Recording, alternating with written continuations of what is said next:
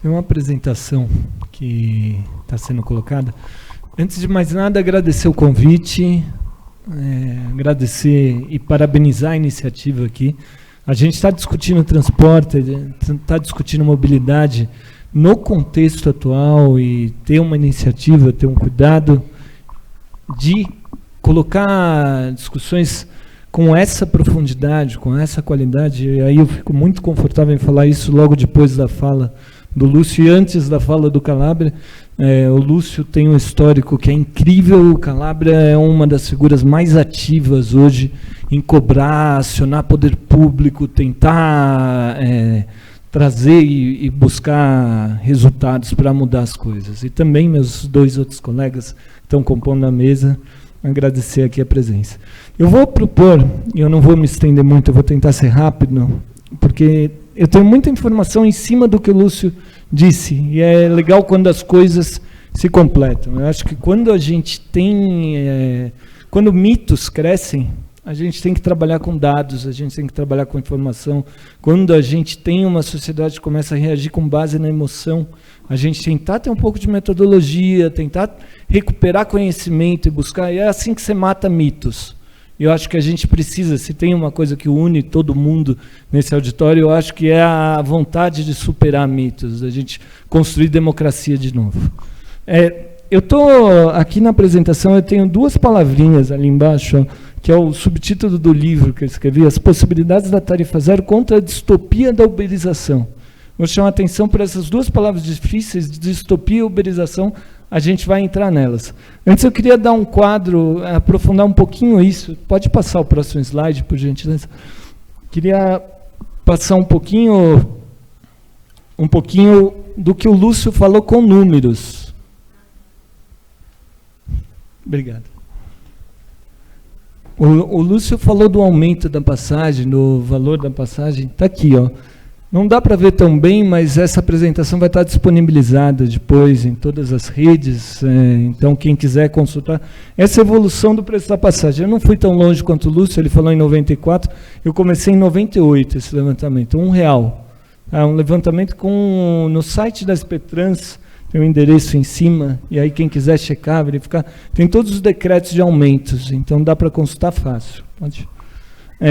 O aumento sempre foi em cima da inflação. Se você pegar ano a ano, ele sempre foi acima da inflação. Considerando a base aqui, ele deveria ser R$371 hoje, R$3,71 o preço da passagem hoje. Essa é a calculadora de correção do IPCA do Banco Central. Tá? Todos os anos ela está atualizada assim. Se a gente passar mais um slide, aqui tem duas faixas comparativas. Quanto deveria ser o preço e quanto foi. A linha azul é o preço que foi cobrado, se a gente tivesse só a correção. Tá? Eu acho que a gente tem que ir além disso, a gente tem que pensar em baratear, em reduzir, mas mesmo usando o argumento que eles usam, que é o que o Lúcio chama de abóbora, não tem base, não tem fundamento. Então aí eu queria apresentar uma nova situação, que é o nosso sistema de ônibus, nosso sistema de transporte coletivo está colapsando. Está colapsando. Se você olhar de novo, olhar os números, a gente tem uma redução da frota, e aí tem aquele círculo daquele lado, eu não sei se dá para todo mundo ler, mas no ano de 2013 a gente tinha 14.805 ônibus, em 2020 a gente começa o ano com 13.979.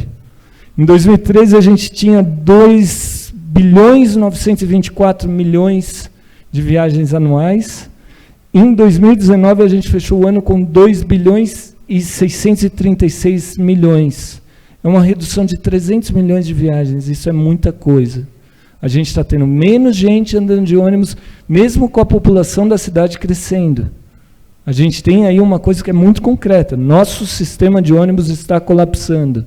A gente tem um agravamento da proporção de gente usando mobilidade individual. Isso tem um impacto em todos os sentidos na cidade. Tem aspectos que acho que está todo mundo acompanhando, não sei o quanto as pessoas estão vendo as mobilizações, mas a prefeitura tem cortado as linhas e cortado a partir de um raciocínio que ele tem tudo a ver com o entendimento de transporte como mercadoria. Se a linha está vazia, eu vou cortar ela. Se não está lotada, se não está entupida de gente, com gente saindo, eu vou cortar a linha, eu vou só manter as linhas que estão superlotadas. Se você entende transporte como mercadoria e não como direito, isso faz sentido. Eu só vou manter o que me dá retorno financeiro, o que é lucrativo. Mas isso ignora a possibilidade das pessoas viajarem sentadas, tranquilas. Quem pega ônibus sabe a diferença que isso faz. Quem vive longe, com os cortes de linhas e cortes e encurtamentos, quem vive longe tem que baldear mais. Quem vive na periferia tem que fazer uma baldeação a mais. Ah, mas é só uma baldeação. Quem pega ônibus todo dia, e eu não creio que quem está reformulando o sistema pegue ônibus, sabe a diferença de fazer uma baldeação. Você demora, você desce, você espera o próximo ônibus, você perde você está lendo um livro, você perde o raciocínio do livro, tem que começar tudo de novo, você perde tempo. Paralelo a isso, controle e a vigilância têm aumentado. A gente tem a vigilância de cartão, você tem todo o sistema antifraude, um controle cada vez mais crescente. Eu não consigo recarregar meu cartão porque ele não tem identificação. Eu só consigo botar 30, 40 reais. E eu tenho que recarregar com mais frequência, uma encheção. Eu vou acabar fazendo um cartão com identificação. Ah, mas qual que é o problema? Você faz logo uma vez. O problema é que esses dados, que são os dados do meu transporte diário, que são dados muito pessoais de privacidade, eles são comercializados depois.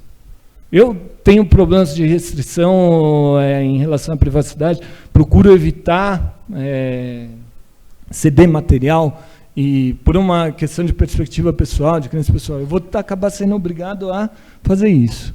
O número de passageiros tem diminuído, como a gente disse, e aí eu entro em uma premissa, que acho que é uma das bases do que eu queria conversar com vocês. Qual deve ser a prioridade? A gente deve pensar em transporte coletivo ou transporte motorizado individual. A gente, como o Lúcio apontou, a gente tem aí a perspectiva de redução de subsídio para custear o transporte coletivo e um aumento de investimento em asfalto, que é um subsídio para a mobilidade individual. Pô, como assim subsídio para a mobilidade individual? A gente não pode falar em passe livre, mas a gente tem vaga livre. A quantidade de estacionamento de veículos privados gratuita em São Paulo é brutal, é gigante. E isso tem um impacto para a cidade. A gente facilita as pessoas andarem de carro. Tem aí a perspectiva mais direta, mais concreta. A gente tem um apocalipse motorizado. E aí, só para ilustrar um pouco mais, num plano nacional, eu vou passar rápido essa parte. Em 98, a gente tinha uma proporção de um carro para cada 9,9 habitantes e uma moto para cada 66,6 habitantes. Em 20 anos, em 2018, a gente tem um carro para cada 3,8 habitantes e uma moto para cada 9,4. Era uma moto para 66. Onde estão aqueles passageiros de ônibus? A gente tem aí a motorização subsidiada. Desde 2007, com redução de IPI, com políticas agressivas para incentivar as pessoas a comprarem veículos motorizados, a gente tem um salto, a nossa indústria automotiva produz pelo menos 2 milhões de veículos por ano. 2012 foi o pico, foram 3,8 milhões, e a maioria deles são carros. Eu não vou entrar em tantos detalhes. Tem um outro efeito aí. Aquela foto anterior é uma foto da Praça Pôr do Sol. E ela é um pouco assustadora porque você vê o ar. Quando você vê o ar, as coisas não estão bem, obviamente. E aí é um outro lado que eu queria colocar, que a nossa discussão tem tudo a ver com defesa da vida. A gente tem um número de mortes no trânsito que ele deveria exigir medidas urgentes, ele deveria exigir mudanças imediatas. A gente tem uma média de 38, 40 mil mortos por ano. Trânsito só não mata mais do que armas de fogo. Homicídios é o único número que supera mortes no trânsito. E isso é algo para a gente pensar. A gente teve aí no governo atual o programa, eu nem ia detalhar tanto, mas isso é importante, o programa de acelerar as marginais de novo. A gente tinha tido a redução de velocidade nas marginais, e eu sei que esse é um ponto polêmico, mas, de novo, se a gente olha os números, a gente mata os mitos, a gente acaba com a ilusão, com toda a propaganda. Então, a gente tem um programa que aumenta de novo as marginais com o nome de Marginal Segura, que são alguns carros pintados, é super bonito, eu acho bonita a pintura, os CTs ganham asas, sei lá, parecem anjos, mas se aumentou a velocidade de novo, nas duas pistas onde mais se morre, mais se mata e mais se morre, em São Paulo o número de mortes volta a aumentar. Os dados estão aí, eu não vou ler, mas é uma curva muito clara de que quando a gente aumenta a velocidade de novo, as pessoas voltam a morrer. Tá? E aí eu entro no outro ponto que eu queria levantar aqui. A gente tem essa base, esse subsídio constante, direto, público, para a mobilidade individual, ele está permitindo um outro aspecto que ele é bastante preocupante, que é a uberização da mobilidade. Tá? Quando o desemprego encontra essa motorização extrema. Eu chamei a atenção para a palavra distopia, eu vou ler rapidamente aqui. Lugar ou estado imaginário em que se vive em condições de extrema opressão, desespero ou privação. Qualquer representação ou descrição de uma grande organização social futura caracterizada por condições de vida insuportáveis com o objetivo de criticar tendências da sociedade atual ou parodiar utopias alertando para os seus perigos. Eu acho que a gente está vivendo algo assim.